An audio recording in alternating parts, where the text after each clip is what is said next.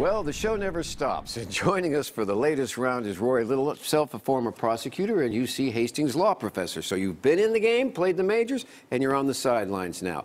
What do you make of this latest raid on Donald Trump's personal lawyer's office? Well, I mean, first of all, that was referred by Mueller to another office. So the investigation has now spread from the special prosecutor to one of the U.S. Attorney's offices, one of the premier offices of the country. So what does that mean? Well, it means a couple of things. One, it means that the investigation, if you will, has really broadened beyond the Russia context to the finances and maybe some other crimes involving his personal lawyer.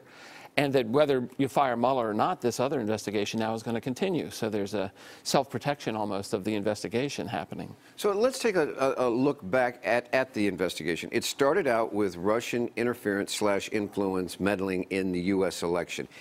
Where is it now? What is it now? Well, what we had very quickly was an obstruction of justice set of allegations. It happened very quickly with that Russia stuff. And then we have finances, right? We have Jared Kushner and we have other Trump business interests that may be connected to Russia. So there's that. Now we have whatever's going on with this New York investigation and his lawyer, who may have tapes of Trump, which may or may not reveal some involvement in some other financial crime. So it's really spreading, if you will, and the president seems to be in the center of all of this. And the question then becomes, is this an investigation into Russian meddling, or has it turned into, as the president would say, a witch hunt of anything and everything they can find, looking for something just to nail him or his family with? Well, I don't think it's a witch hunt, but I mean, this is not unusual when you're doing an investigation in one area and you happen across another crime. You don't ignore it. I mean, this is traditional. Is that what happened with the Ken Starr investigation into the Clintons?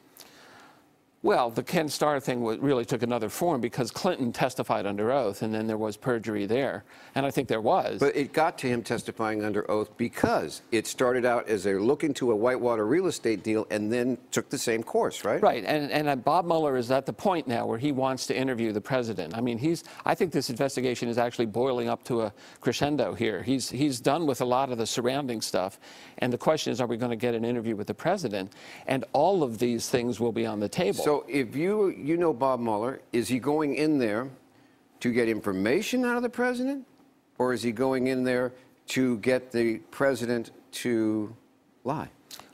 He's not doing that. I think he's going in there to try to finish his investigation. He would like to finish. And the way you can't finish without going to the final target, if you will, or the subject, as they call him.